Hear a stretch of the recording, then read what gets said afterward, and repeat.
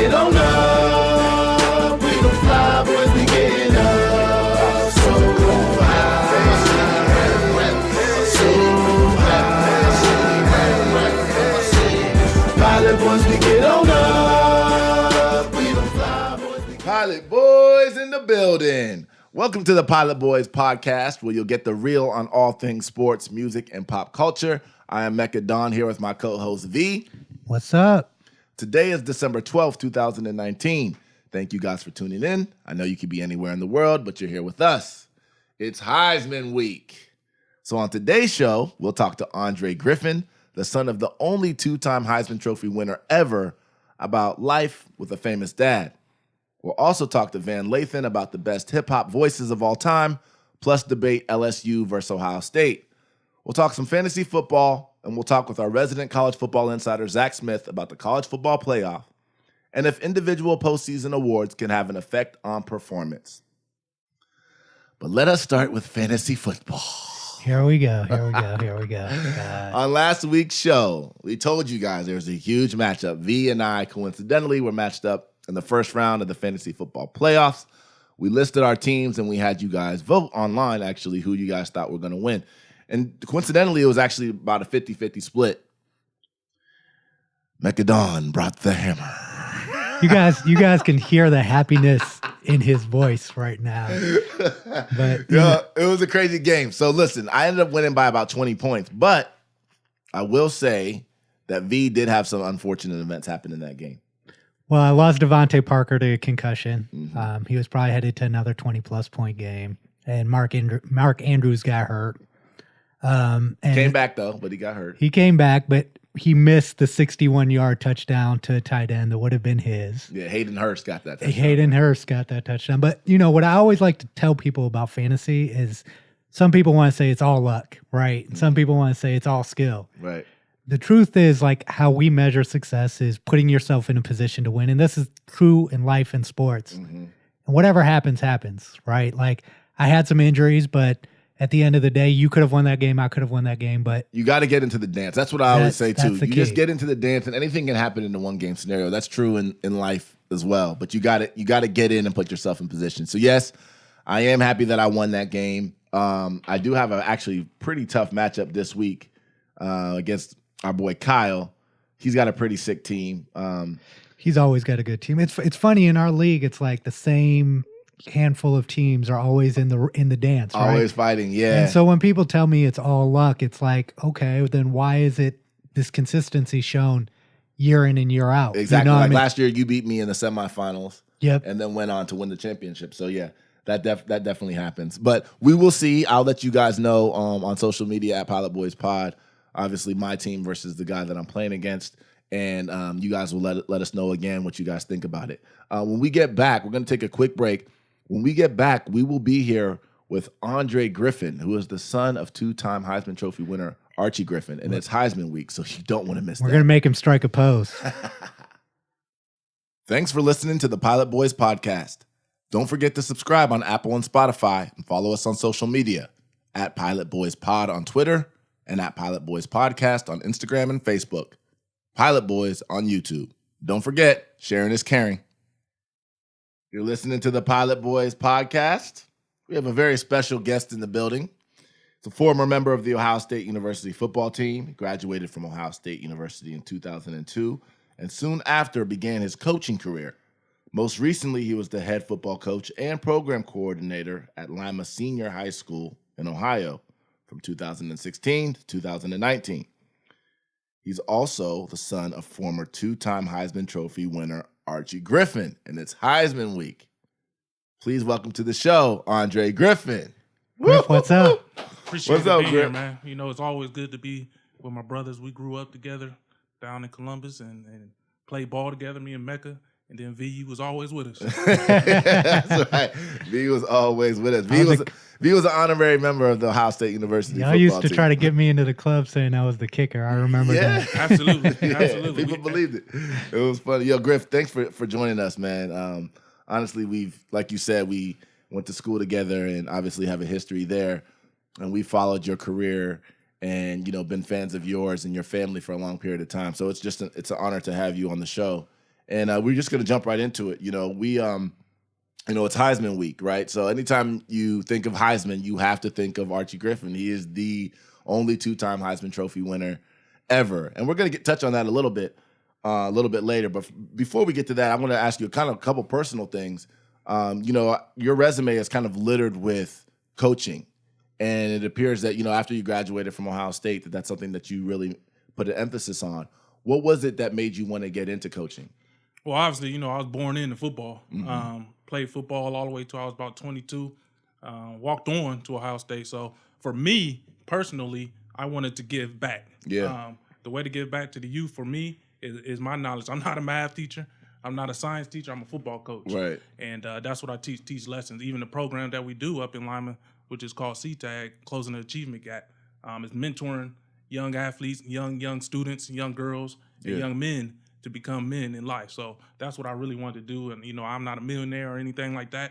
So that's the way I give back. And where do you feel like you got that kind of desire to give back from? Where did that come from? Is it something that you've always had since you were younger? Well, it's family, the Griffins, not just my dad. My dad has 6 brothers and 1 sister, and they've always given back to the community. Yeah. And my grandfather, he was actually a Golden Glove boxer, if you guys didn't know that. Wow. But, He was a Golden Glove boxer, and he worked, the old story, come from West Virginia, things of that nature, and he's always worked in plants and things like that. So yeah. Where did you grow up? I was born on the east side, and then when my parents split, I grew up in Shaker Heights, Ohio, in Cleveland area. And, if you know Nate Clements, Adrian Clark, those guys were under me. I tell those guys all the time. they were under me. Right. I was the first MVP of that team. And those guys obviously had the career to go there. But, if you know me, I'm Cleveland by nature, even though my dad played for Cincinnati. I don't mind Cincinnati, but I'm a Cleveland Brown, right. Cleveland Cavs, Cleveland Indians Cleveland guy. Everything. I love it. We're Cleveland guys, too. So speaking of your family, you have, like you just mentioned, you have a very kind of rich history of athletics and achievement in your family. And I guess one question that I always wondered, that I never really asked you before today, really was if you ever felt kind of the pressure, not just to follow in your father's footsteps, now that I hear about your grandfather, I mean, to follow in that footstep of kind of, high athletic achievement. It was some pressure, but for me, like I said, I didn't make it to the NFL or anything like that. And growing up, when we went to Cleveland, it was a little bit different. They knew who my dad was, they knew who my family was, but it wasn't the same. I mean, you guys probably know my brother, obviously, Adam. He played after me, but he grew up. He went to DeSales, right? He went to DeSales. It was my high school. Yeah, Stallion Pride, baby. Yes, sir. Wow. Yes, sir. Sorry.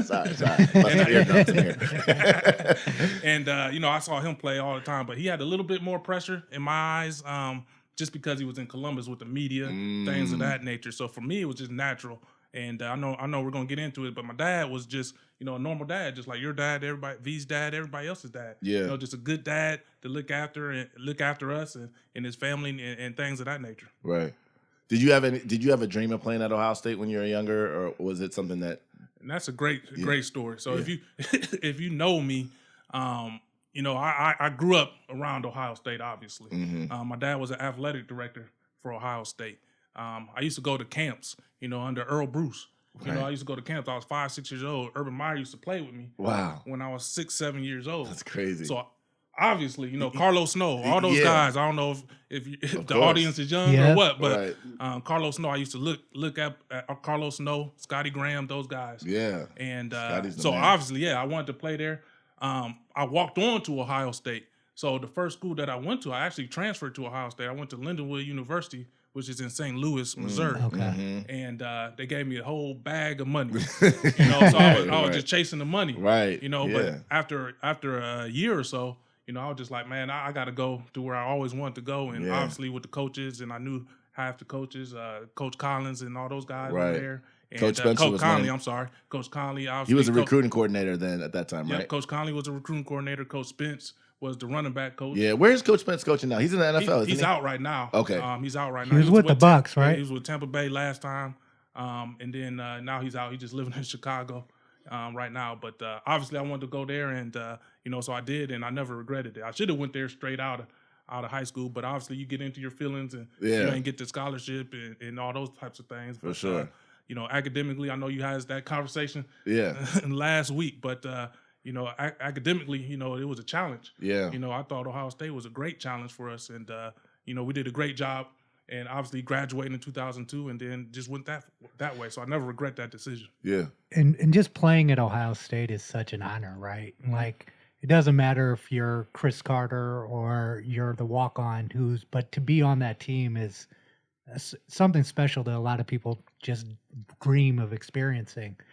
How did you take that experience, not just the honor, but how do you think the experience at Ohio State impacted you as a man and as a person once your football career was over? Well, it's a fraternity. It's a big fraternity, with 50,000 or whatever, how many hundreds of thousands of alumni we have, and we joke around with it. I was at the game last week, and in the suite that I was in, it was all running backs. And Raymond Harris, Carlos Snow, Keith Byers, things. Wow. You can't get over those types of connections. Yeah. And that's the biggest thing is connections. And I wanted to be a Q growing up. My cousins on my other side wanted to be a Q. But Ohio State is a fraternity within itself, so you can't beat that at all. Right. So that's another thing too. You're 100% right with the fraternity aspect of it. Even years later, guys that I've connected with, like Chris Carter, someone just mentioned. He's a friend of mine now. But I didn't know Chris Carter growing up. We're not even in the same generation. Right. But just being in part of that fraternity, those things kind of start to happen organically. It's pretty amazing. And I kind of actually want to ask you a little bit about that too, as it relates to your dad, right? So obviously your dad, Archie Griffin, 2-time Heisman Trophy winner. Everybody knows him. It was amazing. His career was amazing. His story is amazing. And even the things that he's gone to do after football have been amazing. And I guess my question to you is, take us inside. What is it like? What was it like being a young kid, 10, 11, 12, being the son of Archie Griffin? What everywhere you went, people were coming up to you. Yeah. Pushing you out of the way to get to your dad. Well, it was interesting because if you guys know my family, obviously you know me, and you do know my dad.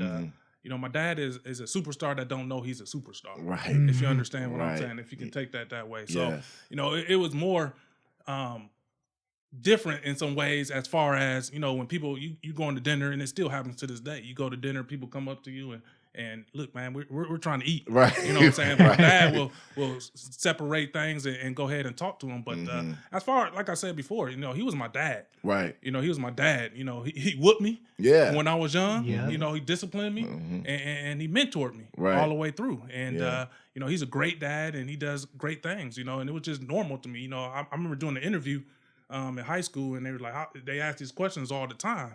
And what I said was, he's my dad.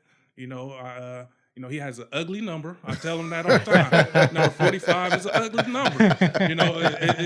I was number 24. It's his though. Right. Yeah. No tailbacks these days wear number 45. No. But he made it himself, and like I said, he's a great guy. And, it was experiencing, but you got used to it, if you understand what I'm saying. You got used to it. We went to bowl games growing up. Obviously I would spend time with my mom's side for Thanksgiving, and then on my dad's side for Christmas, because we used to go to that. So we got used to those types of things. You probably enjoyed the perks. Did you recognize the perks that you were getting as a kid, like going to these bowl games, always getting VIP access? Absolutely. Everywhere you guys went. That's funny too, because, when we went to the bowl games as players, I was saying, man, I used to get these gifts all the time anyway. You know what I mean? I used to get these gifts just being the son. So I was used to it. So obviously if you're getting, gear and at the time it was some, I forgot what the Nintendo system was, but, you get those types of systems for Christmas, obviously, the perks. Right. You definitely know the perks. Did you ever wish, like, obviously it's your dad and you love him, but did you ever wish, like, man, fuck, I wish this wasn't my dad. I wish this wasn't my life. I just don't want all of this attention all the time. Did that ever happen to you at all? No, that's never happened for us. Not that I can think of. For me personally, I'm just talking about myself. I don't know, my brothers, I got an older brother and a younger brother. Yeah. But I don't know if that happened for them. For me, like I said, it was my dad. I can remember seeing pictures of us at the Bengals training camps, when we're 2 or 3 years old. So it's just normal. Right. It's just normal for us. So, no, I never thought about that at all. Give us so let's talk about the Heisman a little bit too, because it's Heisman Trophy week, and it's such a big award, and it's so prestigious, in all of sports, not just in college sports. It's probably the most prestigious individual honor, probably in all of sports, at least that we recognize. A huge ceremony, And there's certain things that we know about it. We know there's a ceremony on Saturday. We know that it's televised. But is there anything about it, about the award or the fraternity or anything secret that we don't know that you're allowed to share with us that maybe our listeners would like to hear too? Well, it's just like like we talked about fraternity, but that's a huge fraternity. I can remember for me on the 25th anniversary of my dad's second Heisman, we was actually in school. It was 1999, and so me and my older brother and the family went out there. And the biggest thing that I took out of it is I met Jay-Z that night. But that was different. That was at the beginning of the Rockefeller. Yeah. But Ron Dane won it that year. But those guys, they kick it. They get in. Yeah. You know what I'm saying? And people that you see, Tony Dorsett, I can remember, obviously I'm a running back. Yeah. But Tony Dorsett and all those guys from, in Oklahoma, they won a lot of Heisman's back in the day. Those guys are wild and they crazy. So, Right. And it brings them back to their youth, and they're fun like that. But it's a long weekend. Just if you don't know, my dad's out there now. He stays out there all week. Now they got the Heisman, the high school Heisman. wow. So they do something on Friday night, and then they do the announcement obviously on Saturday night that you see on ESPN. Yeah. And Sunday they have like a breakfast, and then Monday is actually the awards. Wow. So they stay out there on Monday, and it's a big banquet downtown. And people don't see that, so that's something on the inside that you probably don't know. So when Troy Smith won in was it 2007, right? Yeah. He came to New York, and V and I were in New York then. We were actually throwing parties in New York at that time, so we got. I remember that. Yeah, so we got to hang out with him, and the parties were crazy. But I'm sure you've been to some crazy parties or seen some crazy parties too, right? Absolutely. We definitely, obviously. I can remember I ain't gonna go to y'all's parties when we was in college, but y'all had some of the best house parties that I can remember. Oh yeah. But definitely been at some great parties. Those guys. Just think about who you are and what you did as young. It's just 20, 30, 40, 50, and now some 60-year-olds out there, and they just have fun and they think they're with their brothers and they get it in for sure. As the only 2-time Heisman Trophy winner, like during that week, do you feel like he's kind of held like as the king of the Heisman? Yeah, they look at him as especially now that he's he's 65 years old, so they look up to him. Even like Tony Dorsett, all those guys look up to him. They bow down to him, Archie, and they do all those types of things. So definitely they look up to him. And for me, I think sometimes if you've been following the last 10, 15 years, there's been student athletes that could have won the Heisman twice. Yeah. But for some reason, they don't get voted. But Right. some of them deserve to get that second one. Lamar Jackson is the most recent. Yeah, he definitely deserved it. So sometimes I think they take that thing. My dad thinks someone should win it twice. Yeah. As a matter of fact, he thought Tim Tebow was going to Yeah, I win it remember. 3 times. Yeah. Right. So he's always thought his records are made to be broken. So he's always been that way. So one last question on your dad. I'm just curious. Obviously he's 2-time Heisman Trophy winner. He was the biggest thing. His NFL career was shortened. Was it shortened by injury? Yep. Well, he, if you follow the NFL, for a running back, and you guys see with Zeke and all those guys, but usually it's about 3 years. Yeah. But he played 8 years. Oh, he played 7 years for the Bengals. Okay. And then he played 1 year in the USFL. That's throwing it back right there. Yeah. But the USFL for Jacksonville. So he played 8 years. Okay. 8 years is a long time. It's a long time in the NFL, and it's Achilles. Back then you wasn't coming back from Not Achilles coming back tendon. from Achilles back then, yeah. And people don't understand this too. Back then they had 6 preseason games. So he would leave. They wouldn't have no off season. Their off season they would be at home. So we lived in Columbus, and he played in Cincinnati, not too far, but people did that all over the place. And they got in about July 1st, I want to say, and their camp was all the way through August. Think about that for our football players. You start camp in July, and then you're ending in August. That's crazy. So what is he? So how does he? When he talks about football now, what does he think of it now? What does he think of this kind of the state of football? He likes it. Obviously, he's always going to be a little bit critic. Those old guys, they always critic in our day, Right. and all that type of stuff. But I think with me following me as a coach and seeing the growth, I think he understands it, and he's really, really on the student athlete side when you really break it down. Yeah. So obviously he's been there, and I know you talked to Uncle Cornelius last week. Yeah. And they went through some things, but Man. I actually wanted to touch on that. Cornelius is your godfather. yeah, right. Cornelius Green is my godfather. Yep.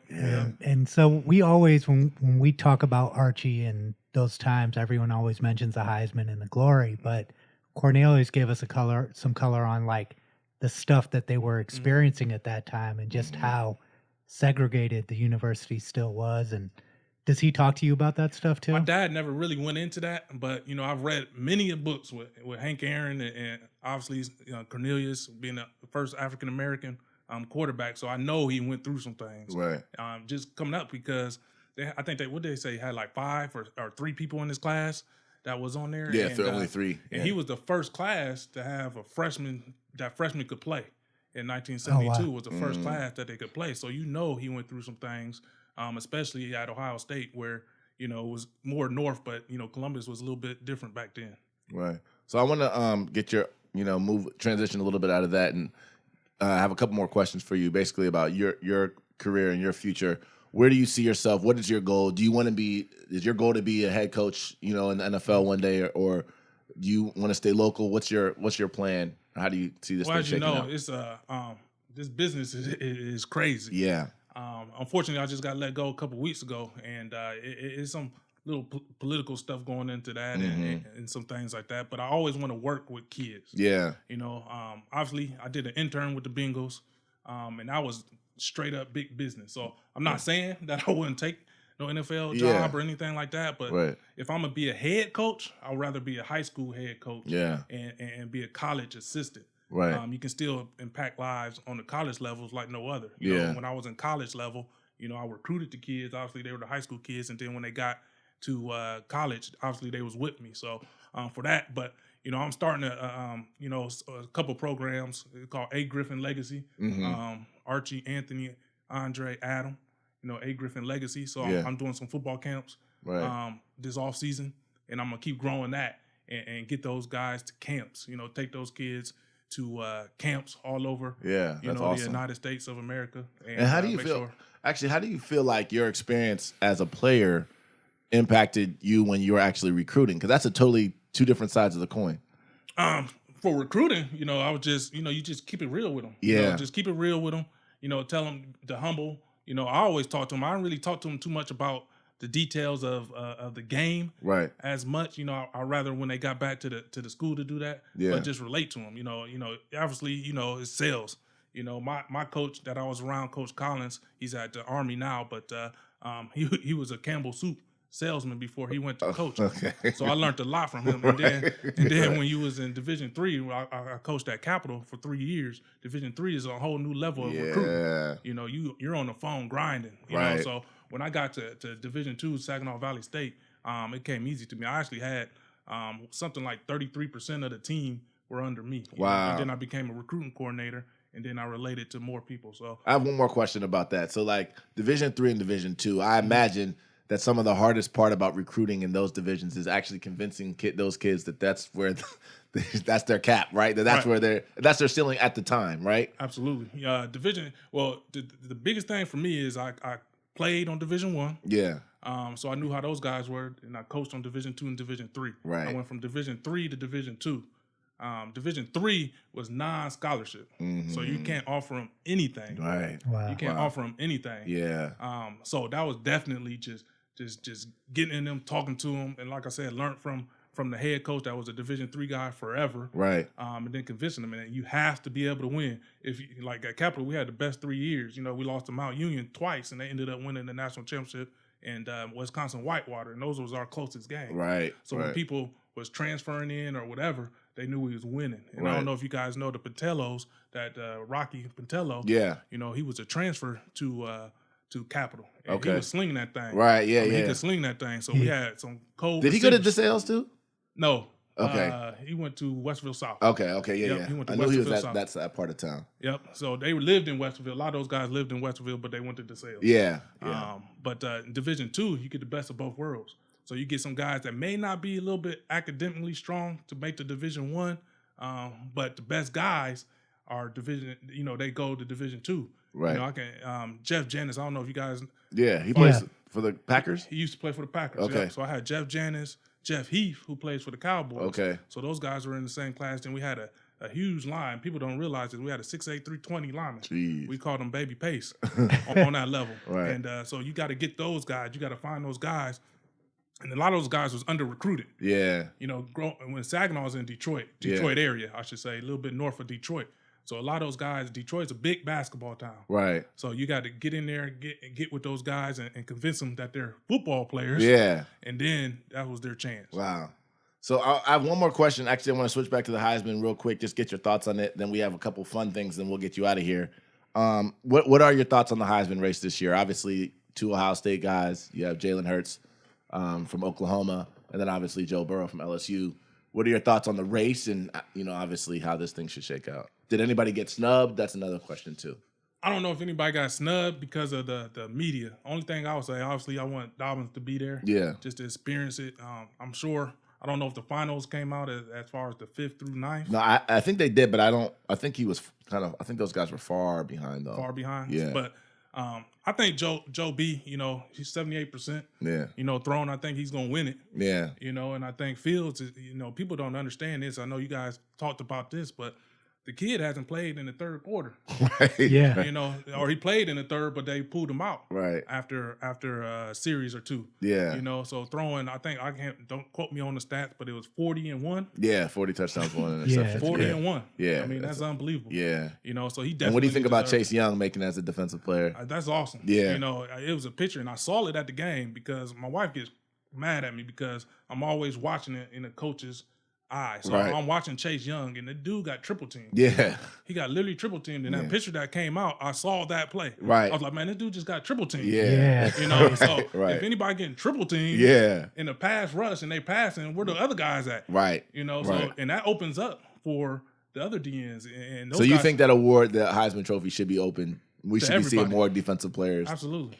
Yeah, it's way too QB slanted. QBs have a huge advantage in college football statistically, right? Oh, yeah. So because Jonathan Taylor, J.K. Dobbins, Chuba Hubbard, I mean, these guys are all dominated college football as running backs, and they didn't even make the finals. But let's switch to something real quick.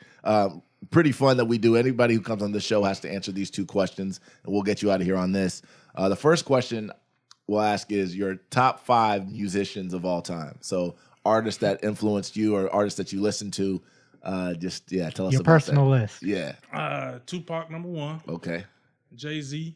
Okay. I'm gonna go Andre 3000 and Big Boy. Oh wow. Okay. So that's 4. I love that Big Boy got the respect. Yeah, he normally doesn't get the respect. Always push him to the side. Yeah. Anybody know me? I'm Outkast, man. Yeah. I'm Outkast all over the place. But yeah.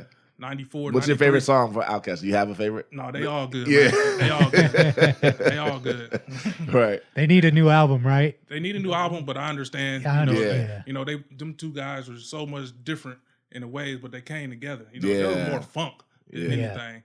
And that's true. I don't know if you guys remember when I used to go down to Woody's and see Mecca on them drums. Yeah. I used to be on them drums. People didn't remember. Yeah, I used to be a drummer. Yep. Yeah. And I would say J. Cole right now. Okay. And the reason why I say J. Cole is because at that time, this was probably 08, 07, I want to say, it wasn't enough storytelling in the game. So, for the storytelling, I got on him, and then so I've been following him for a while. So were you a Nas fan too?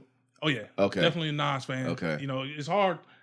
I'm different in a way. Yeah. The ones that connect to me. Nas is very, very, very, very, up there. Yeah. He says some things that's crazy. Right. So, but yeah, I'm definitely Nas. There's so many you can't. Yeah. You know how it is. It's 5 people. Yeah. And I'm a South. So, Master P. When we was in high school, Master P. just on how he changed the game and put out records every week. The Ice Cream Man keeps making the list. And let me ask you too, since you were in Cleveland, right? So tell me a little bit about Bone. What was the impact of Bone? Bone was unreal when you were there. Yeah, Bone that was my freshman year, probably my freshman year, and that was all through our locker room. Coaches just go crazy. So the city was crazy. The city was crazy for Bone. Yeah, and you seen them, so you could drive. They were in the city all the time. They were in the city. You drive down the street. My mom used to work in the hotel. Right, and they're just in like Lazy Bone or Crazy would be just chilling in there. So for a young guy, 14, 15 years old, you'd like to see that. You go downtown, you have hotel parties and stuff like that, and you're 2 rooms down. That's one of my biggest achievements as an artist was doing a song with Busy called For the Love. If anybody's listening, go check it out on YouTube.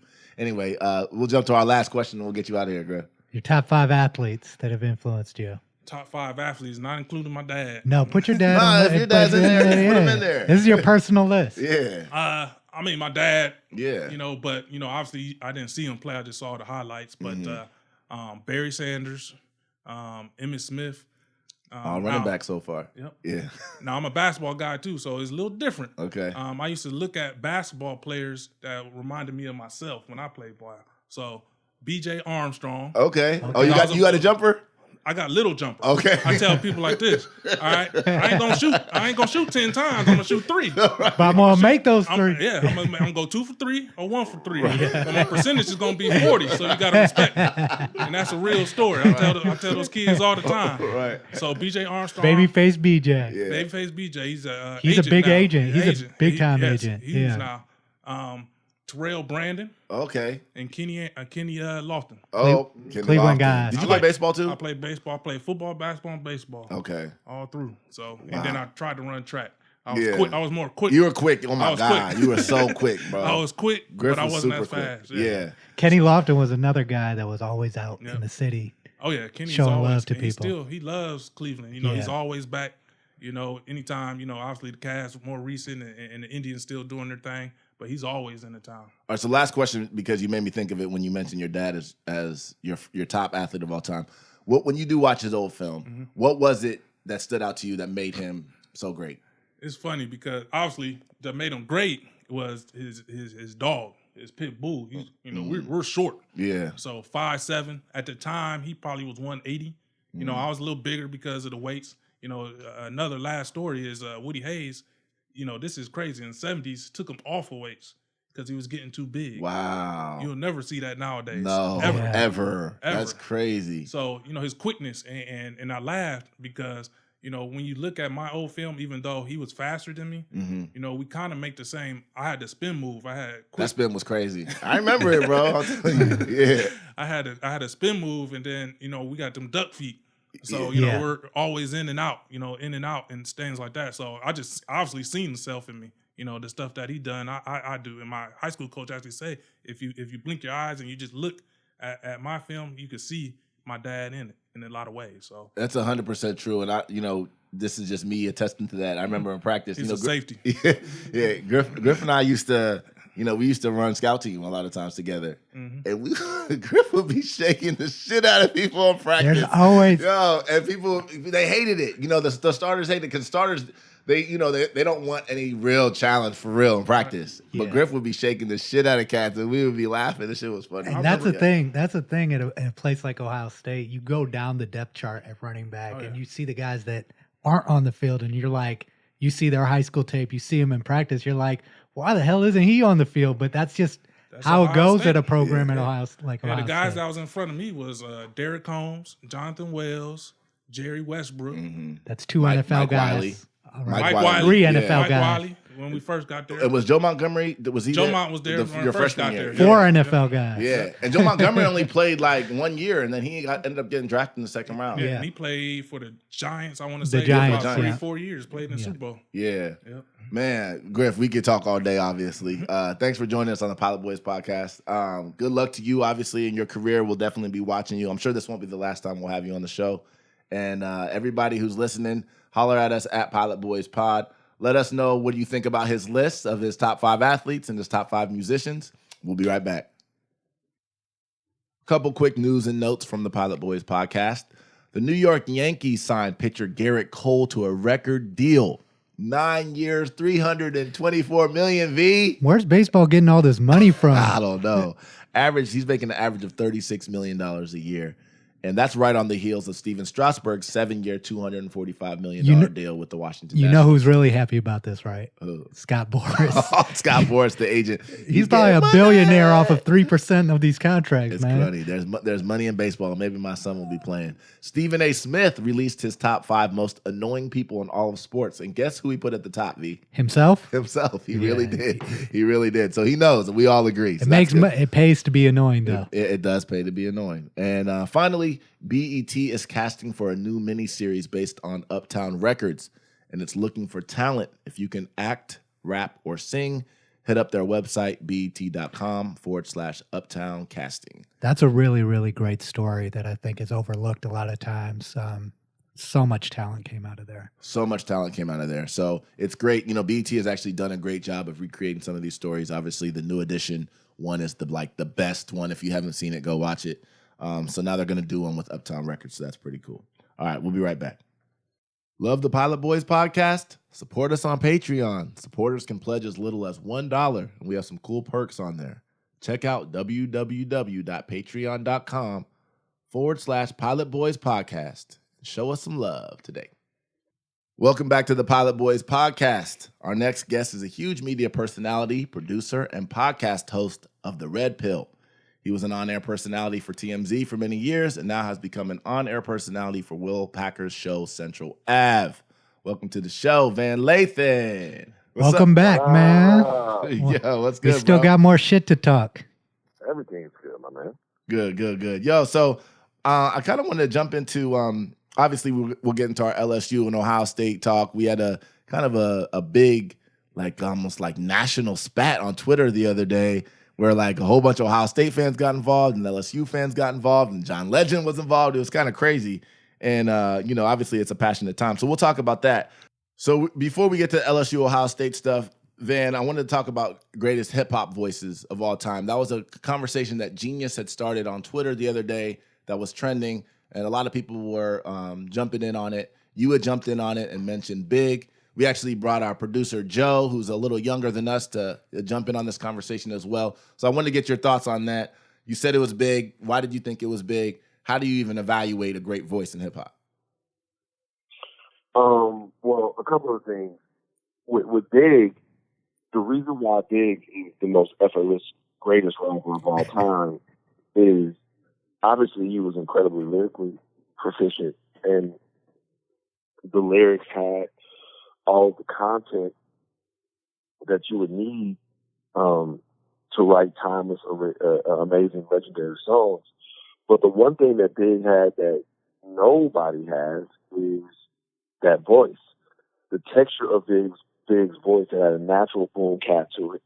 You know what I mean? So when you pair it with either something that was melodic or when you brought the drums up, he still existed in the same pocket. Right. And that you can't teach it, right? You can't teach the way he sounded. And that sound allowed Big, just that voice quality, allowed Big to be, with only 2 albums released, as versatile in MC as we had. He never sounded wrong on anything. He could shine on a lot of songs, like even, Notorious Thugs with Bone Thugs and Harmony. He could switch it up and sound good on a lot of songs. Yeah. He switched up the style there, and he didn't sound wrong. He never sounded off on a record. It never sounded like Big. If you hear Big next to Eminem on Dead Wrong, it sounds like it belongs. You know what I'm saying? He never sounded off on a record ever. So he definitely had that effortless quality about him. But from our era, where there are many rappers like Shine who had a similar voice, right, as Biggie, like in terms of the voice itself. But I think all those other qualities that you mentioned are what made Big stand out even over guys that had similar voices to his. V, who was your favorite voice of all time? I mean, it's close for me. It's either DMX or Jeezy.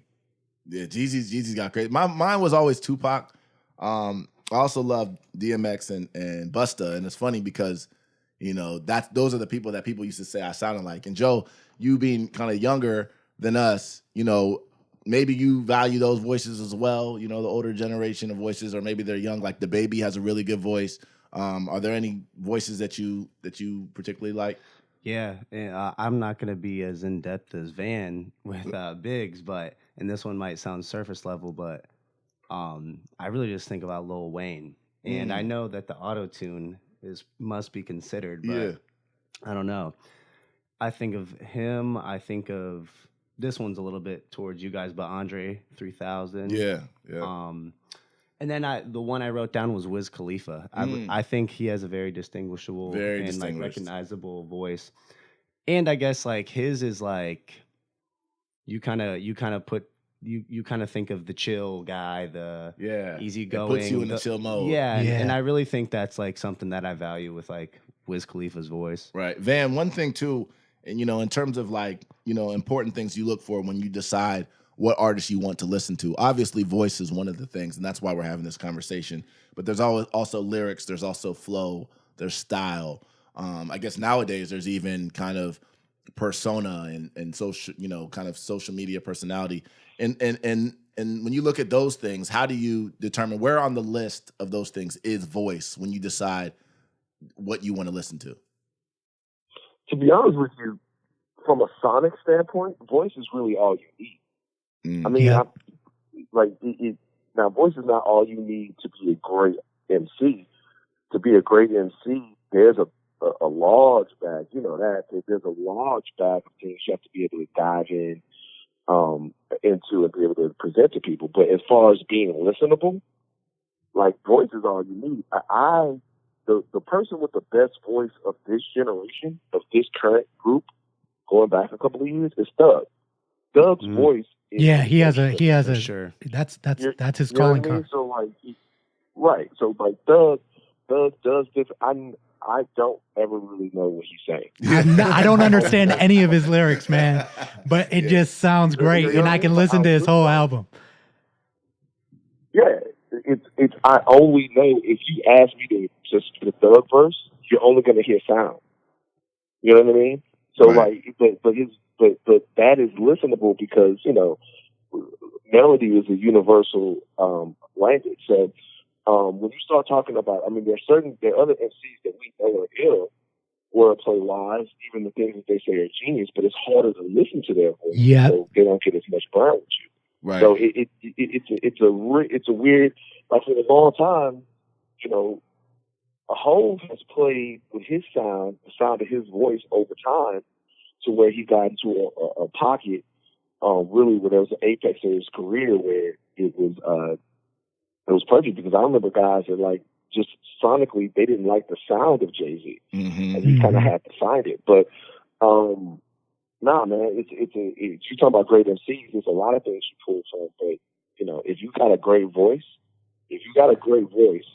and some dope music, I mean, you can last for a while. Well, if you think about it, a lot of the artists that we consider to be the greatest of all time, I mean, one of the things that they do have in common is the voice. Like Tupac had a very distinguishable voice. Obviously, Big does, Jay does, Nas does. I mean, DMX, yeah, that is who he is. Just because I love mine. DMX is so raw with it. It's like you're not going to hear that ever again. And I think that is part of the thing with DMX is he was so captivating. You didn't even have to necessarily know what he was saying as well. You just knew that it was because of his voice and the grittiness of his voice. It was just so raw. And on the flip side, there's some talented rappers that like, for example, I'm Big Sean. I can't stand his voice. I know he's talented, but I can't stand listening to him. And that's also part of the reason why sometimes I can't listen to Eminem. Like, I respect his talent, but sometimes his voice just annoys the shit out of me. I'm just like, I can't listen to this right now. And my hot take is, I'm just going to throw it out there. I can't listen to Cardi B. Her voice, and I love it, the movement, I love everything. Example. I can't listen to one bit of her. Perfect example. Who's yours? Who's yours, Van? Perfect example. Who are you? Who can't you stand to listen to? You know that the song is jamming. I love her to death, love everything. I just don't like the way she sounds. Yeah. I don't like the way she sounds. Perfect example. I have that issue with Nicki. Yeah, I actually like Nicki's voice, Nicki Minaj's voice, when she's not doing that like extra stuff. I think 50 it's different personalities. Super dope. But then sometimes when she goes into that thing, I don't really like it. Before we get off this segment, I just want to give a shout out to a couple other voices that I think probably have gotten some respect in hip hop history. Method Man, Rick Ross, obviously. For sure. Scarface. Yeah, E40. Like these are people that are like, I think voice in hip hop is actually underrated as a thing. And if you actually Scarface, Bun B, yeah. all of those guys. Busy. Like if you think about what it is that we actually remember about a lot of these guys, it really is their voice. So this conversation might seem superficial, but I do think there's an actual deeper aspect to it. So I don't want to we can spend time on this all day long. Hit us up at Pilot Boys Pod. Let us know who's your greatest hip hop voice of all time. But Van, I wanted to switch subjects. Obviously, we talked about this on a couple shows back, and then on Twitter the other day, we had a hot debate that, like I said, a ton of people got involved in. Everyone from Ohio State fans to LSU fans, and one of the main topic was essentially Joe Burrow, right? Obviously, there's an LSU versus Ohio State conversation now, 1 versus 2, which we'll talk about. But the main topic was Joe Burrow. Who gets to claim the success of Joe Burrow? And is it Ohio State solely? Is it LSU solely? Is it partial? My argument is that it's partial. Your argument is fuck you. It's all LSU. So I wanted to get your perspective on it, and then let's jump into that conversation a little bit. I'm prepared for this now. I mean, my argument isn't specifically to Joe Burrow and anything. My argument is the concept, conceptually, just the way I look at it. Like, for example, I look back at other guys that transfer, right? Guys like Jeremiah Masoli, guys, because it doesn't always work. We have a situation right now where in the playoff there are 3 guys and it works. You know what I'm saying? It's benefited these 3 guys, new offensive voices, being in a different situation where their skill sets are more appreciated, or just getting a second chance. In Burrow's case, it's worked out for those guys. But my argument is that, I mean, we can go all the way back to middle school and start giving people credit for developing these guys, and start giving people credit for their success. But if you look at what Hurts is doing at Alabama, he looks like a totally different quarterback. If you look at what Justin Fields is doing at Georgia, at Ohio State, he looks like a totally different quarterback. And if you look at what Burrow is doing at LSU, he looks like a totally different quarterback. The only difference between the 3 of those guys is, in the case of Hurts and Fields, you're comparing those guys really to what they were able to do at prior situations. With Burrow, we actually have a year of him being straight from Columbus in Baton Rouge without the offensive minds that we have now to draw upon to talk about how good he was last season. We actually have more data. Okay. Like we have more data. In the case of Hurts, like we have the data. So I don't really get what the argument is. So here's the argument. It's to me, I think you're oversimplifying a little bit, and I think that yes, obviously, you know what actually happens on the field at the end of the day is the thing that has to take. Obviously, the primary becomes of primary importance, right? And that's where you have to draw from the most part.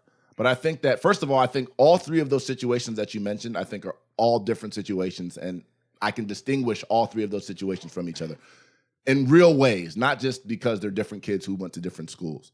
First, when it comes to Burrow was at Ohio State. He was essentially about to be the starter at Ohio State. 2 different times, really. He was Mr. Football in Ohio. Before even that, but not even that. That's also part of it, right? He's an Ohio kid. He grew up in Ohio. That's great. But still, he was a 3-star, by the way. 4-star. He was a 4-star. 4-star. 4-star. 4-star. I noticed that on Twitter, man. You gotta get. It was not easy for him. It was not easy for him to get to Ohio State. He was a 4-star. He was a 4-star. 4-star. Mr. Football. Hold on. Telling the story. They've been telling. Maybe I'm wrong about the stars. They've been telling the story about how Joe Burrow had to lobby his way into Ohio State for 2 years. No. So it's not like Joe Burrow didn't have to lobby. No, his he didn't. He was a 4-star prospect. Mr. Football in Ohio. Hold on. We're getting off subject. Van, hold on. I'll let you talk. Let me talk. Joe Burrow, at the crucial point in time, when it was really time to play football, right, for Ohio State. Again, one of the top programs in the country at recruiting quarterbacks at this particular time, was literally neck and neck with the starter to start at Ohio State. Had an incredible spring practice. This isn't conjecture. This isn't like, oh, this is a guy that we haven't seen. He had an incredible spring practice. He literally was neck and neck with the guy who was about to be a first-round record-setting quarterback. And because he didn't win that battle, he then went to LSU, which was after spring ball, which never happens, really. And he had a couple months to learn that bad offense, whatever offense you guys were running. Of course he was going to struggle that year. If Joe Burrow had stayed at Ohio State, again, you want to tell me, well, it didn't happen, so you can't talk about it. That's not really how sports works. If. Everything, but the thing is, that's what this whole conversation is based on. He actually had a great spring. But your argument is based on if. He had a great That's spring. what happened. He was going to be the starter at one of the top universities under one of the top football minds and would have there's no reason to believe, there's nothing that proves that he would not have dominated that year at Ohio State, similar fashion that Dwayne Haskins did. Instead, he went to LSU, learned a new offense and their bad offense after 3 months and had a shaky year. And then all of a sudden now you're saying he became a superstar under Joe Brady. It's like, yeah, he had that already. He just didn't have the system and the continuity. So to act as if Ohio State hadn't developed him to have his skill set to where it is now and had no part in that, that's just crazy to me. I noticed something you did. The reality is that if you're asking me, because here's the deal, when you say develop a quarterback, I'm not talking about develop the ability to throw the ball. Like, the system that you're in is crucial to your development. The system that you're learning is crucial to the development that you have. You don't think that Hurt looks like a more developed quarterback than he ever did at Alabama? If anyone answers that question and doesn't say that he does, they never watched him. They don't watch college football, because he came out as the SEC Freshman of the Year and was actually regressing. Actually going backwards as a passer. Like, he came out, and by the way, that would typically happen with LSU quarterbacks too, because you guys are talking about all of the quarterbacks that you guys had, right? And you guys are talking about all the quarterbacks that you have. But like, a lot of times, a guy will get to your school and he'll go backwards and he'll never become what you thought that he was going to be. So what hurt our school as in Ohio State, because all the last 5 quarterbacks at Ohio State are record-setting quarterbacks. Okay. Well, no, I'm not talking about those record-setting quarterbacks. I mean, those guys are system guys. I think, and everybody in college is essentially a system guy. Everybody everywhere is a system guy. Even guys in the pros are system guys. Well, Tom Brady wouldn't be what he would be without Belichick. Here's what it comes down to. I think you guys Van, I've let you guys kind of go back and forth on this. This is kind of the honest truth about this situation. I think I followed your conversation on Twitter. I think you're discounting a lot of the impact in both the Jalen Hurts situation and the Joe Burrow situation, right? Joe Burrow was at Ohio State for 4 years with a winning program being developed by a consistent winner. Yeah, you can say that Lincoln Riley had an impact in improving Jalen Hurts, but there's no way to say that the experiences he had at Alabama as one of the best programs and being the starting quarterback there hasn't helped him be a great quarterback at Oklahoma too. And that's all we're saying with Joe Burrow. You don't have the same resume. Joe Burrow never really got on the field, but as an Ohio State fan, we knew about Joe Burrow when he was a high school quarterback. That's how talented he is. That's a bad argument, because in the Hurts in the case of Hurts, you absolutely would have to give it to him, because he actually took meaningful snaps and played in big games. So there are things in game that Hurts would actually be able to draw on from his experience at Alabama that would make him. Joe Burrow never took a meaningful snap at Ohio State. He never did. But if you watch how college programs, there's only he was never in a high leverage position at Ohio State. He was never in, like, all of that stuff that you're talking about right now. That all came last year at LSU. All of it. Every single scintilla of it. Every single point where he had to go on the road, or play Alabama at home. We had to make plays against Georgia. All of that stuff happened in Baton Rouge. 100% of it. But that's not the only thing that goes into developing a quarterback. That's why these kids come to programs like Ohio State to be developed. Most quarterbacks get a year. They get a year or two to start, right? Let's be real. How many quarterbacks start 4 years? How many quarterbacks do? Right? How many quarterbacks? What now? How many quarterbacks actually start for 4 years? They come into a program. Most guys get a year or two, and they, based on the development they had the years prior to that in the program, determines how good the next starter is. Joe Burrow was in a position to be a star at Ohio State. Exactly. He was in position to be. He had been developed. He had the skill set. He lost out to Dwayne Haskins, who was a top 10 draft pick. I'm not talking about any of those situations. To be honest with you, you know what else can hinder your development at a school? You know what else can hinder your development as a football player? Injury. Injury can hinder your development. Injury can hinder the amount of snaps that you get. Injury can hinder the trajectory of where you are right there.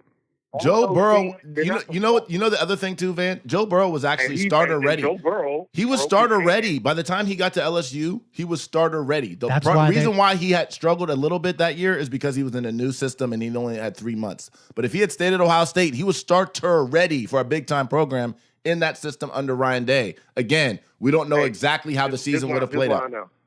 This is what I know. I've seen quarterbacks come from other conferences, come to the SEC and struggle.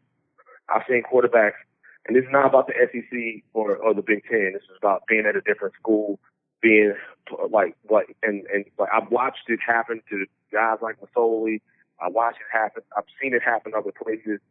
To be honest with you, it happened to Kelly Bryant this year.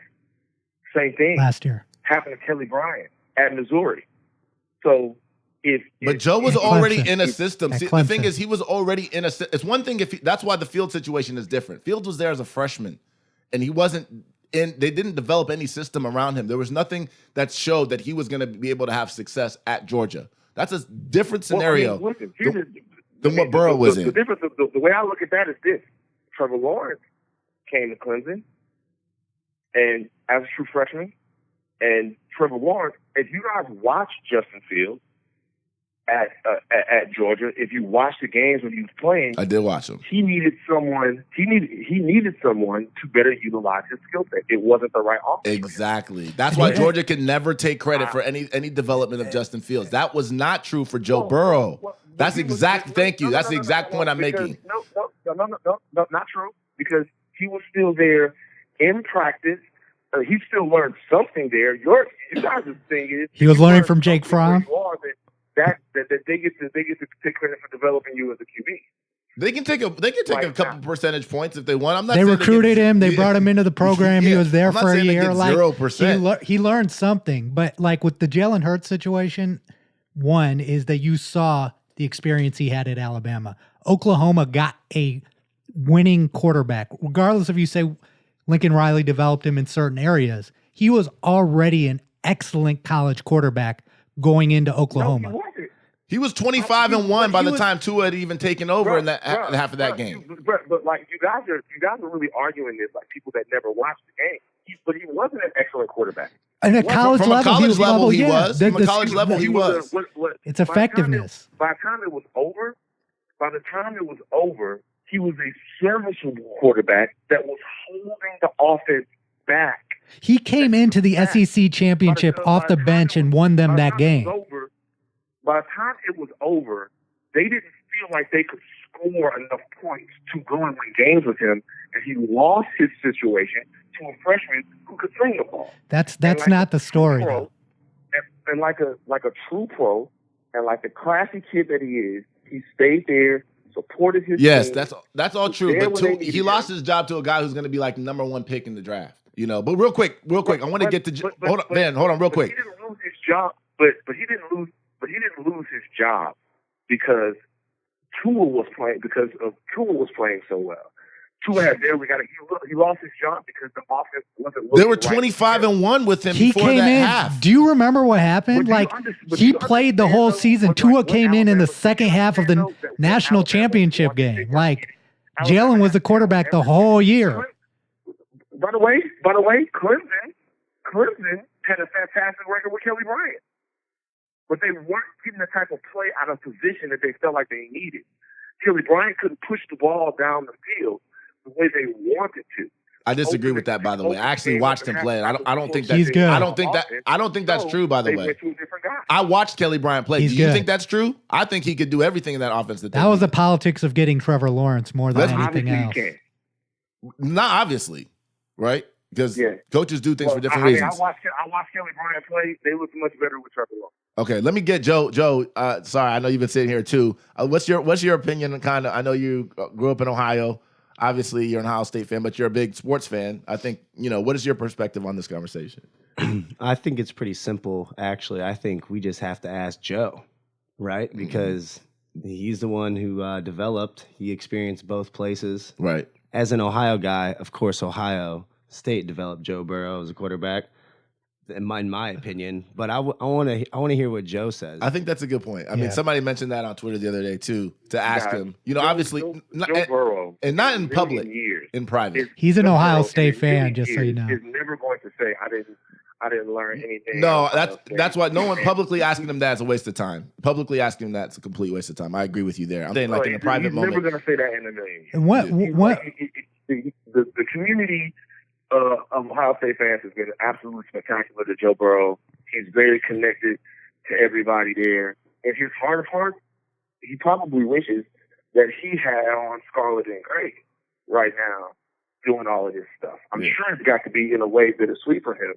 Yeah. So I get the situation that he would be in. He's an outstanding young man, right? Without a doubt. I respect that admission. I watched every single snap he ever took at LSU last year, and I saw a guy who has gotten significantly. I mean, the numbers bear out to go from 16 touchdown passes to 48. But Van, you can't mention that in a vacuum. You can't mention that in a vacuum. You also have to talk about the fact that he was only there for 3 months under a bad offense and a different coordinator under the first year. You can't just say, "Oh, 1 year he had 16, the next year he had 50." It's like, well, what were the circumstances under which that happened? That points to development again, right? To be real with you, that type of thing happens in college football. Once again, it just happened to Jalen Hurts. Jalen Hurts was never going to New York. Jalen Hurts was never going to New York and Alabama. He wasn't even in the conversation. So, I mean, like that to me. Jalen Hurts, I'm sure there was the 2 year, the year before Tua got there, Jalen Hurts was in that conversation. He was considered one of the best. He was considered one of the best players. Look, all right, hold on. This is the last thing that I'll kind of say on this, right? LSU doesn't have a history or a recent history of developing quarterbacks. You keep mentioning Joe Brady. I don't know much about him other than he was the QB coach for the Saints for many years, and Drew Brees was a finished product when he got him. Obviously, things are better at LSU now on the offensive side of the ball, but that points to development, right? They have a coach. Ohio State for the last 6 years, has had a great development program for quarterbacks. Now, hopefully, LSU does as well. And Joe Burrow is definitely benefiting from that. But you can't point to say LSU is the sole reason for Joe Burrow when you guys have no history in the last 4 or 5 years of developing anybody. Well, that argument is completely ridiculous on its face for a couple of reasons. Number one, there's a new staff in at LSU. So being that there's new staff in LSU, there's obviously the offense is totally different. So in 3 months he can become a Heisman. So that's why Van, that's why you should stop mentioning that first year he got there as your reference point for why he's been developed. No. What I'm saying is that if you watched him, I'm not talking about the fact that he's putting up better numbers. I'm not talking about that. Yeah, he wasn't. I'm not talking about the fact that he's putting up better numbers. Forget about that. I'm talking about the fact that last year he was completing balls at about a 57% rate. And when you looked at him, he did not look like a completely polished, ready QB. He would miss guys. He would throw bad balls. He was good. Man, but you know how much that relates to the system. Do you understand how I've seen 2 quarterbacks in the exact same school under 2 different coaches have 2 different types of success. When you had Cardell Jones, for example, under Tom Herman, look at how good he looked. The same guy, the same throws that looks like, oh, he should be able to make those throws. Next year, when he didn't have him, he didn't look the same.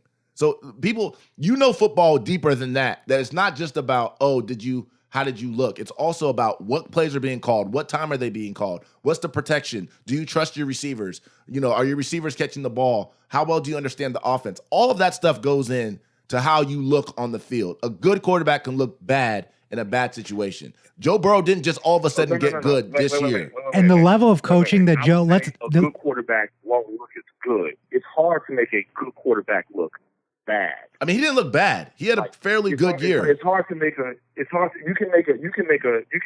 average quarterback. You can make an average quarterback look good, but it's very difficult to make a good quarterback look bad. He didn't look bad. He just had an average year. Jared Goff year. Jared Goff is an average quarterback that looked good in a system that's not working anymore. So, and by the way, Burrow, over the course of the year, he got better last year.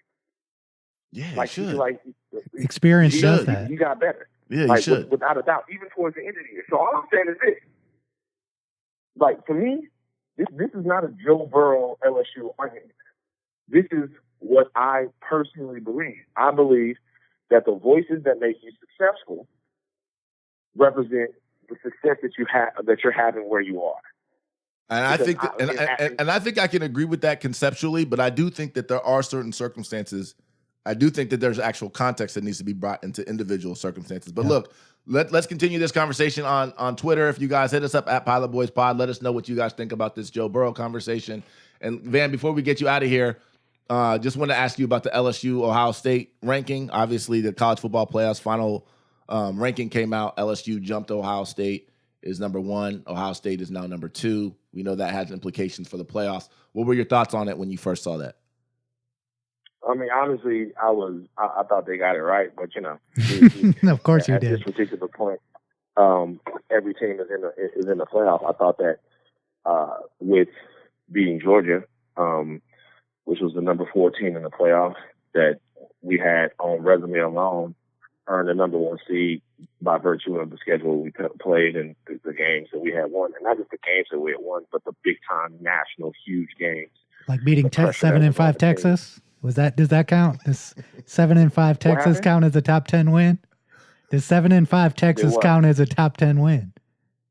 No. Well, we actually they factored that in as a top 10 win. Do you think that was fair? But they don't because with beating Georgia, we don't need Texas. We don't need Texas. Who's Georgia? Why is Georgia good? Tell me why Georgia is good. Georgia had one of the best defenses in the country. They hadn't given up 20 points to any team except for LSU. I don't think that Georgia. I mean, the way I look at Georgia is this: you can't really look at Oregon or Utah or any of those other teams and tell me that they're definitively better than Georgia. Georgia was able to beat Florida. Georgia was able to beat Notre Dame. Georgia beat good teams. Georgia has more. They also struggled against some teams they shouldn't have, right? Teams this year than Clemson does.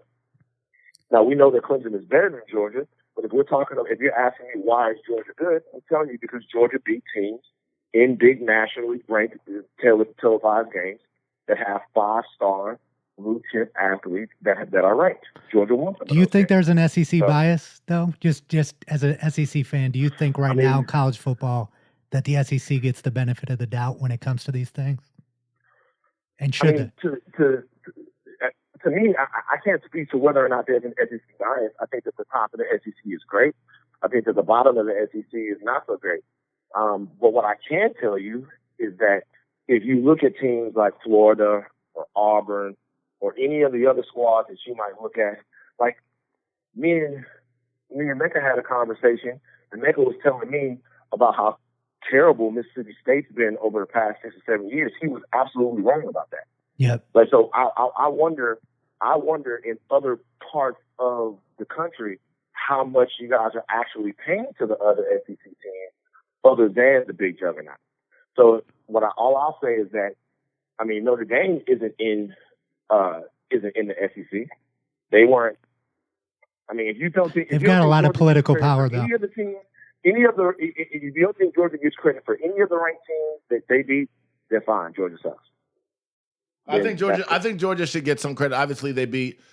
At the end of the day, I think, and this is kind of my kind of final thoughts on the rankings. I think there aren't that many dominant teams. There are only really this year. There've been kind of 3 teams that you can look at: LSU, Clemson, and Ohio State, who from beginning to end maybe had a hiccup here or there, but from beginning to end have been fairly dominant. And outside of that, I don't feel like anyone else even really deserves to be in that tier and in that conversation. So one of the things that I will say, I guess, about Georgia, and this is, another point that somebody made to me on Twitter that I kind of agree with, is that it's not necessarily that I think Georgia's a good team. They're obviously a good team, right? It's not necessarily that I think they're a bad team, but when you try to measure them against the rest of the teams in the country, there are not that many other teams that are coming to mind. I don't think they're much better than Wisconsin. Right. So again, and how many losses? Wisconsin has 3 losses. 2 of those are to Ohio State, which is a little bit, it's kind of unfair that they had to play them twice.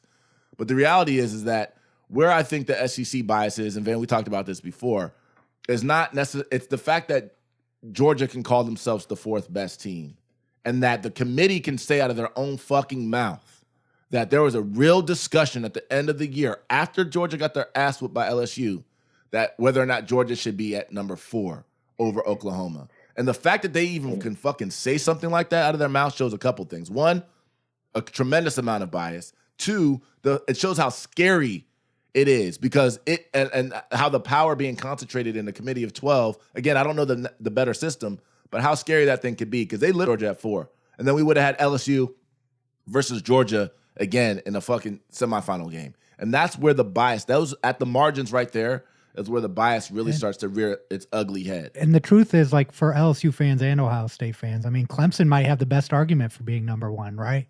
They went undefeated last year. Mm-hmm. They won the national championship, came back undefeated again this year. So there's always, with these committees, there's always going to be discourse about who deserves to be. Clemson went undefeated this year. Clemson is a fantastic team. Everybody knows it. We're going to find out how fantastic they are here in a couple of weeks. We're going to find out how good all these teams are in a couple of weeks, including Oklahoma, which if LSU is not on their P's and Q's for Oklahoma, they can get run up there. But my particular point is, listen, you asked me by Reppin', I'll even point to the Texas game, right? Texas ended up having a bad season, not that good of a team. That was the second game of the year. The second game of the year to go on the road to Austin in a game with that much pressure on it when the team is still playing for everything, when they still have everything in front of them, that's a big game to win. I said, at the time, I thought it was a big one. Mm-hmm. That's a big game to win, and also that's a big game for Joe because for the fans and for everybody else, because we're looking at a brand new offense, a completely new. He delivered on 3rd and 17 over the middle touchdown to Jamar Chase. So it's not an impressive win now, but then of course it was. Well, I also respect. I respect. Unlike some other schools in the SEC who played Citadel and Eastern, the Church of the Blind State University. I respect the fact that LSU decided to schedule a team like Texas. That's a big. I don't care. Whenever you schedule that game, you anticipate that to be a big game. We do that all the time. LSU does. LSU does. We went up to Wisconsin and lost. Like we do that all the time. LSU does. I respect that. We go play people. Other people in the SEC don't do it. Other people, the people in the Big Ten don't do it. Well, a lot of the top programs do. We do it all the time. Yeah, we got Oklahoma. We got we Oregon. beat the conference. We beat the Conference USA champ and the ace. What's the conference that Cincinnati's in? Out of conference. Runner up. They're both. Yeah, this year was we had Cincinnati. Honestly, it wasn't the greatest year of out of conference. It wasn't the greatest year, but even Cincinnati is ranked higher than probably most of the out of Cincinnati conference was teams. in the top 25 going into the weekend. So it's not like they're just a rank. They have to be respected as a team. Are they in the top 25 now? Yeah, I'm sure they are. Where are they ranked? Probably in the 20s. They lost to Memphis. Yeah. In the championship game. My point is that when you're talking about out of conference, is Texas ranked? So when you're talking about an out of conference game, no, Texas is definitely not ranked. And the SEC. My point is that when you're talking about an out of conference game, whether or not Cincinnati doesn't sound like a big school to a lot of people, but the reality is they're 23rd. Actually, 23rd. I'm looking at it now. They're 23rd in the country, and that's a good win. That's a good out of conference game. If you're playing the 23rd ranked team out of conference, that counts for something. And Florida Atlantic won the Conference USA. Cincinnati's biggest win this year. Who they beat? They beat UCF, who at the time was ranked 17th at that time. Okay. So here's my problem. You guys will talk about what a quality team that Cincinnati is, when they beat UCF. Meanwhile, Georgia beat Florida, Notre Dame, and Auburn, and we got to kind of make excuses or talk about why. I'm not trying to tout Cincinnati. I'm not trying to tout Cincinnati as much as I'm trying to say the overall. You asked. No, I'm not arguing for Cincinnati. You asked who did Ohio State play out of conference. Van, you asked who Ohio State played out of conference. Actually, a national power that's out of conference. Didn't you ask who Ohio State played out of conference? That was the answer. They played the 23 ranked team. And the Conference USA winner. I keep saying that. Like, these aren't FCF schools that they're playing. Like, no, they're not the best. They're not LSU, Ohio State, Clemson. But if you look at Ohio State's schedule from top to bottom for the year, let's just be objective here. We beat 5 top 25 teams. We had to beat Penn State, Michigan, Wisconsin twice, right? 5 is greater than 4. So, like, I don't want to go there because there is an SEC bias, because if Clemson's was Alabama playing the exact same schedule Clemson played, they would be number 1 right now. We all know that. Yeah. So here's my thing, Van. Well, if Clemson, wait. If Clemson, what? If Clemson was Alabama plays a soft schedule pretty much every year, right?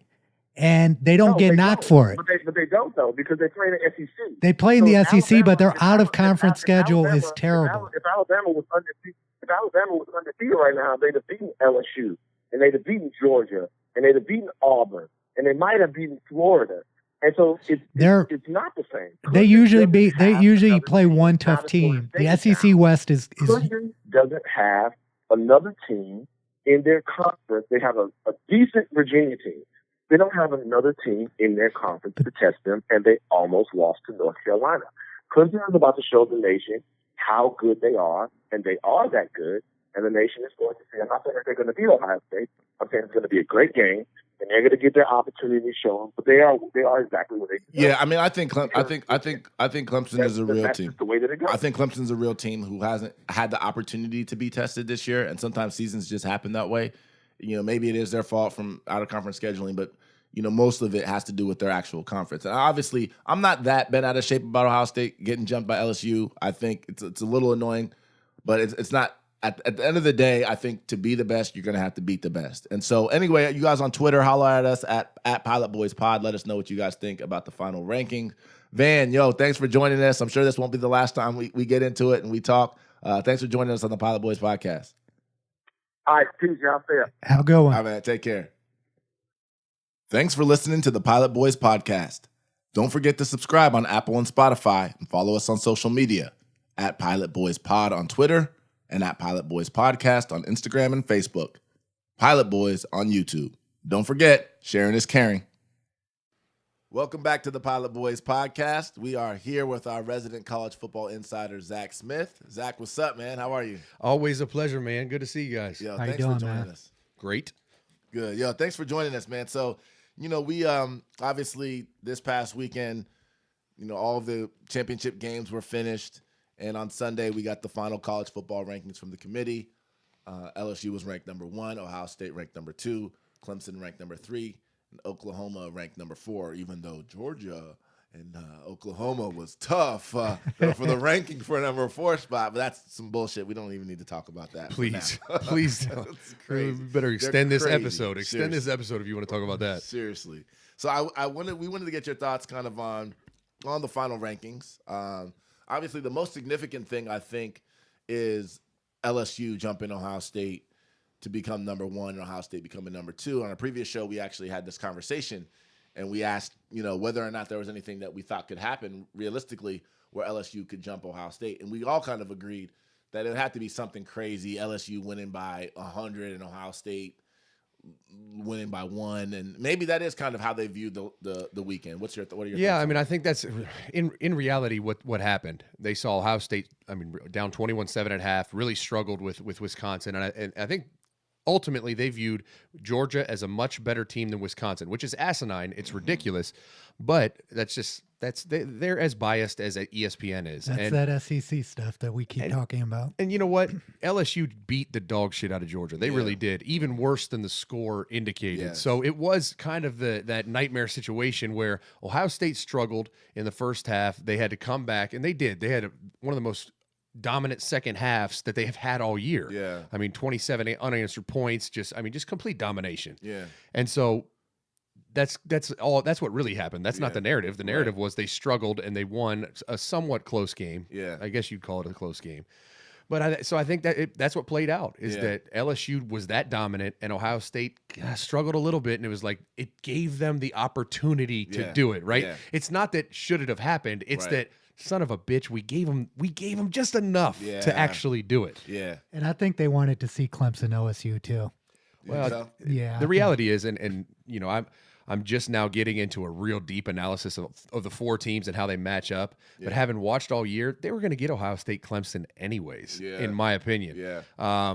But it's funny because it's just so 2014-esque to me right now. Yeah. Like this, I think this is the biggest matchup of the possible matchups is Ohio State, Clemson. Yeah. And then I wouldn't put it past Jalen Hurts in Oklahoma to upset LSU. That's my prediction. You tell them right that they don't belong. Like Jalen Hurts is a He's a Heisman winner. contender, Right. and Lincoln Riley can coach the offensive side of the ball. Yeah, they have questions on their defense. Yeah. But their defense is trending It's right now. better. It's better than it's ever been before. And to then me. also in a one-game scenario, I mean, And anything can happen in a anything one-game can happen. scenario. So for people to act as if they have no chance, that's just ridiculous. And actually, I want to touch just a little bit on the actual Big Ten championship game with Ohio State and Wisconsin, and Ohio State probably having their worst half of football pretty much for the whole season. And we actually talked about it a little bit on last week's show about whether or not playing the same team twice presented a certain type of challenge, or whether or not that was kind of a trap. Do you feel like that's kind of what contributed to it? Because that's the only thing that makes sense to me when I look at it is I say, okay, this is their worst half of football. What scenario could they have where they would play, where they could actually not be hyped to play? And it literally only seems like a scenario where a team where you played and beat earlier in the season by 30 points and you're playing them and you have to play them again. Yeah, and I think it's definitely a combination of all those things. I think it's less how hyped are they to play, and it's more Wisconsin's a really good team with really good coaches. They're going to do a lot of things differently, and they did. You saw it. They made a concerted effort. Number one, Chase Young was not going to sack the quarterback. That was just not going to happen. Right. They could have lost by 50, and everyone else could have had 12 sacks. Chase Young was not going to. Yeah. They weren't going to allow that. Right. So they're committing 2-3 people to him every single passing situation. And the other thing they said, you know what? J.K. Dobbins is not going to run the ball 36 times for 200 yards on us. And though J.K. did have a decent game, I think they also knew that without the weather elements, that Ohio State was going to throw the ball a little more. Yeah. And they saw the weakness that Ohio State has in pass protection, and they really went after it. I mean, they sacked Justin Fields 5 times. What is that weakness in your mind? Well, the sad thing is, as the season trended, it was both tackles. Thayer Mumford and Brandon Bowen have been just average in pass pro, and J.K.'s been very average, maybe below average in pass pro.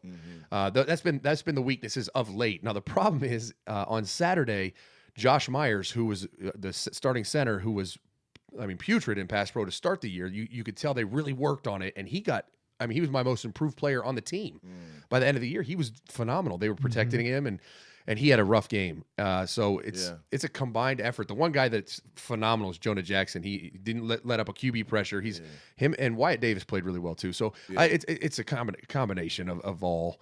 And Justin Fields doesn't help himself. He doesn't get rid of the ball sometimes. Right. So, and the thing that really stood out to me is that what I look for is you get punched in the gut. How do you adjust? And I think more than any time, Ohio State fans' questions about Ryan Day were answered in this game, because to see a team come back in the second half and make the adjustments and it looked like a completely different game, how much of that was coaching adjustments? And yeah, I mean, so I've always said there's going to be a couple things you're going to see about Ryan Day that no one knows, not even Ryan knew, was how he was going to be as a CEO. And you saw it from right when he got hired, the changes he made on the defensive staff. And then you've seen it throughout the year. And what he did on Saturday was you talk about some brass balls to call a fake punt on your own 19-yard line on Yeah. 4th and 9 or whatever it was is like wow. when you feel, and it happened to us in 06, Florida, Arkansas, SEC championship game. Urban did the exact same thing, exact same scenario. Yeah. We go on to win, go on to play Ohio State, the whole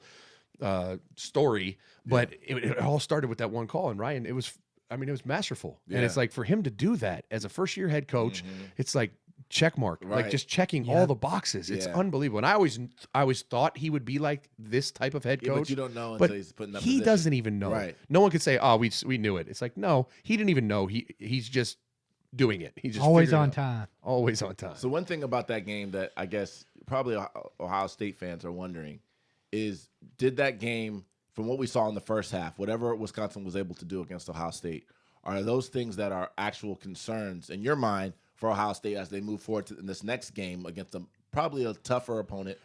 Or is it more of just like, well, we played the same team twice, they had an opportunity to kind of scheme against us differently? And 3 tough games in a row, too. Right. Or 3 tough games in a And row. I think it's going to be a combination effect. The bad news is everything Wisconsin did to attack Ohio State in the first half, though Ohio State made adjustments, now Clemson can watch what worked and what Ohio State's answer was. So now they have the next answer. So, it's a chess game. Right. And Ohio State, ultimately, it all comes down to the fundamentals of football. They tackled like shit in the first half. Yes. They didn't pass pro or block well in the first half. Yes. They fixed it at halftime, did it in the second half. But if they do that again, they're going to lose to Clemson. Simple as that. Right. I mean, The tackling is my biggest concern going into the Clemson game. Etienne is a beast. And if our linebackers are arm tackling, we're going to have some issues that game. and it wasn't open field tackles. That's the concern. You're talking about schemed up between the tackles in the hole, just try to arm tackle Jonathan Taylor. Like, good luck. Yeah. What the hell are you thinking? Yeah. But it's tackling and pass pro. And the reality is Wisconsin lost the game because they had 30 missed tackles. 30. Oh, That's, wow. It might be the highest I've seen all year. And it was mostly in the second half. You saw like Ben Victor caused, I think, 7 missed tackles. KJ caused 6 missed tackles. It was across the board. Right. Ohio State's offense kind of ignited. Yeah. And Clemson seems to kind of, in the last couple of years and historically with Clemson being the team that Woody Hayes punched the player on, it's kind of been our kryptonite, right? Oh. Dabo's beat us twice. The first game was close. The second one, they shut us out. Like, what do you think he has or that program currently has on Ohio State when we go into games with them? Yeah, I mean, I think the good thing is it's a different Ohio State than those other 2 times. I think, and I've been saying it on my show all year, Brent Venables is I'm not going to say he's the best defense coordinator in the country. That's just a blanket statement. Yeah. But he's the most unique.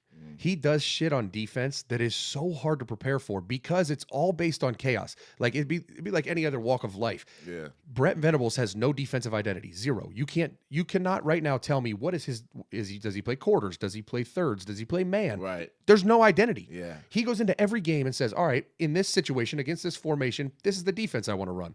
And it changes throughout the game. And it's like, Right. it's just complete chaos. It's just very different. Yeah. And there's going to be obviously positives and negatives to that. Obviously, Urban's offense and Ohio State just didn't handle that well. Right. And they also were loaded both years. I mean, you Yeah. talk about Taj Boyd and Deshaun Watson. What? Oh, Jesus. Right. I mean, yeah, good luck. Right. I mean, not that we were Yeah. short-handed at quarterback Hall of Fame either. receivers. Right.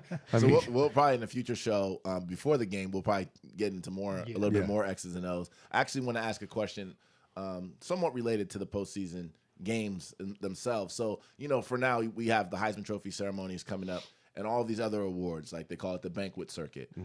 We have Justin Fields and Chase Young are both Heisman Trophy finalists. You also have both of those guys who are probably going to be winning a ton of other awards. And what ends up happening is that these guys have to travel, right? They have to travel to New York, at least for the Heisman Trophy and banquets and dinners and all that other stuff. And then you have a game that's coming up in less than 3 weeks. And I guess my question to you is that, in your experience, how, if at all, do you feel like that this kind of banquet circuit can potentially affect the individual performance of some of the players? yeah, it's gonna be all on Ryan Day. It's gonna be all Ryan Day to keep the team focused, and it's not just the players now. You look around the country right now. Jeff Hafley's a leading candidate for the Boston College job. Kevin Wilson and Tony Alford are leading candidates for the Colorado State job. So these coaches are going out, and I mean they might be doing an interview. Like it's the whole program. When you have success, it's what happens. Yeah. You get pulled 900 different directions, and it's on the CEO to really let that happen. All right, you go to New York, you're going to be there for 2 days. When you get back, it's about, all right, refocus. Like that's nonsense. It's really good, really well deserved. You should enjoy it, but we have a job to do and we need to get it done. Yeah. And it's going to be on Ryan to really refocus everyone on the task at hand when it's time to do that. Right. The good thing about bowl games is you go through the first phase of bowl prep, and coaches on the road recruiting, like whether your award shows and all this stuff's going on or not, it's kind of a step back anyways from season. You're having 2 to 3 practices a week, trying to just keep your fundamentals right until you get to bowl prep. And by the time it gets to real bowl prep, I mean, they're going to have 2 weeks to prepare for a game, which is double what they normally have. Right. And all that stuff's over. It's like, all right, time to move on. Like you won the Heisman, you won this. That guy's going to be the head coach there. Cool. That's all cool. That's over. Move on. Now here's what we need to do for 2 weeks to go win a big time game. Yeah. The tough thing this time around is that Clemson doesn't have the players this year that are doing this circuit as well. And I know you were down in Florida during a big year for Ohio State when everybody expected us to win the national championship. That time period, Troy won the Heisman. You know, Ted Ginn was getting all the hype. How do you think it's going to be for them being the underdog, kind of, even though they're the defending national champions? How is that going to play into this as well? And what fear should Ohio State have about Clemson being pretty pissed off right now? Well, Dabo's done a great job. You watch him all year, and he's just really using the media to just, I mean, fire up his team, fire up his fan base, fire everyone up. Just about little old Clemson. Right. You know, we've won whatever he said. They were 15-0 last year, beat Alabama by 100 touchdowns, and we're undefeated this year. And everyone thinks we don't belong in the playoffs. He's really spinning. And to be honest, I agree with him. It's like, what else do you want him to do? Right. They have as much of an argument to be number one as anyone. Oh, they absolutely do. But I think he's done a great job with it. But though they don't have anyone up for the Heisman, and they certainly have their own success issues like Ohio State has, maybe not on the same level, but their co-offensive coordinator just got the South Florida head coaching job. Right. So he's got to still coordinate in the playoffs and be a head coach somewhere else. So they still have stuff going on. Yeah. And it happens to anyone that has success at that level. There's going to be awards. There's going to be, you know, it's your celebrities. And it's so let me ask you a question about that. Actually, you brought up an interesting point. So especially from the coaching perspective, if you get hired to go coach somewhere else and yet you still have to coach the bowl game, but then isn't this period of time like one of the most critical times for recruiting as well? So don't you like how does that even work? How do you balance that out? Yeah, so it changed entirely when they moved up the signing date. It used to be you could kind of do both, and then after the bowl game or at whatever, then you had a month till signing day to really get your class together. Right. Now that all happens before the bowl game. So it's I think it's still a feel it out process where with some of these head coaches, like ultimately you're the head coach somewhere. Like and they're never not going to go to the playoffs because that's the greatest recruiting tool they have for their new school. Right. I mean, you saw Tom Herman put on Houston hats after we won the national championship. Like that's why he continued to do it. He had a job to do somewhere else. But it's definitely a sensitive time because there's a lot of preparation that needs to go into just a huge game. Yeah. But they have signing day somewhere else. Right. So they got to do something. As far as recruiting goes, when that happens, when a coach gets hired somewhere else and say they were responsible for certain recruits, they're like unwritten laws of you're not going to recruit this kid to your new school, or is it just kind of if you can win them, you can win them? I mean, there's unwritten rules. There's respect factors, but at the end of the day, you're the head coach somewhere. Yeah. Kiss my ass. Right. Like, I'm gonna be honest. If South Florida takes a kid from Clemson, sorry, Clemson. Right. Like that's on you. Yeah. And it's funny you say that because I remember back to 2008 at Florida when we were playing Oklahoma. Dan Mullen was the offensive coordinator. He got the head coaching job at Mississippi State, and I forgot about this entirely until you just asked that. And he had responsibilities, but it was understood that other people on staff had to pick up those responsibilities because he had 2 jobs to do. And Tim Tebow and I sat down, I was the GA, and did the entire third down game plan for the national championship game. Wow. I mean, Tebow's talked about it a number of times. Yeah. And it's just what happens. Right. Somebody's got to do it. Somebody's got to do it. And you know what? If you're good enough, you're going to put in plays that you run. You know, it is what it is. But okay, last question, and we'll get you out of here on this. Yeah. You know, you've been to the postseason many times and under many different systems at many different schools. I guess just as a coach, right? What is the most exciting part about the postseason for a coach, and then what you've seen also for the players? Honestly, like, it depends on the coach. For me, I just cared about my players specifically, and really all the players. That was what I was always known for. I was always in the locker room building relationships with D linemen. Oh, it didn't matter. And so just to watch them get to experience the coolest thing to watch, especially if you're the receiver coach, like, no one really gives a shit about you. Like, you go to these media days and it's like, no, they might talk to you for a minute, like the dispatch, but really they're there for the head coach and the stars, which is what they should be. Right. So it's just so cool to just sit back. I mean, you go into a room and it's like you walk in and you feel like you just got named the new president of the United States, or like you're at the Super Bowl. I mean, there's guys on podiums with like 20 cameras, and just the buzz is insane. And I used to, every year that I went to the playoffs or national championship, I would sit back and watch and just think, like, this is so cool. They get to experience this because they deserve it. Right. And that was my favorite. It's bizarre, I guess, but that was my favorite thing about it, was just seeing them experience that platform and kind of like all that hard work. I'm here, motherfucker. Like, It's funny not to be a downer in this conversation, but when I look at it, I have mixed emotions. I feel what you feel. Also, I see, like, wow, these guys get to finally kind of reap the reward of all the hard work they put in. But then just my business mind looks at it too, and I'm like, wait, sponsored by who? Okay, wait, this is given by who? And they get a gift bag with like a PlayStation. Right, and you just see the money that goes through it. But at the end of the day, I think the good news is I think the system, right, it's trending the right way, right? Yeah, it is. I could not agree with you more, but I think there's some momentum. There's definitely momentum. And I think, honestly, and I do think it is up to people like us who are aware and who have information in the platform to talk about it and to start getting the messages out there. Because at the end of the day, things don't change until people feel like they have to change. That's a fact. People have to feel the pressure. But anyway, thank you so much for joining us today, obviously, on the Pilot Boys podcast. You're great. Your insight is always great. Don't forget to check out Zach Smith's podcast, Menace to Sports. You can check it out on all platforms. Follow him at Coach Zach Smith on social media. I got my Menace to Sports hat on today. Oh, yeah. And grab some of that merch. We'll talk to you soon. Cool. That's all we have for today's show. Big thanks to our special guests, Archie Griffin, Van Lathan, and Zach Smith. Thanks to everybody for listening. Don't forget, sharing is caring. Subscribe to the Pilot Boys podcast on Apple, Spotify, Patreon, and YouTube. And please follow us on social media at Pilot Boys Pod on Twitter and at Pilot Boys Podcast on Instagram and Facebook. Always remember to be you. You is fly. Pilot Boys out! Pilot Boys at?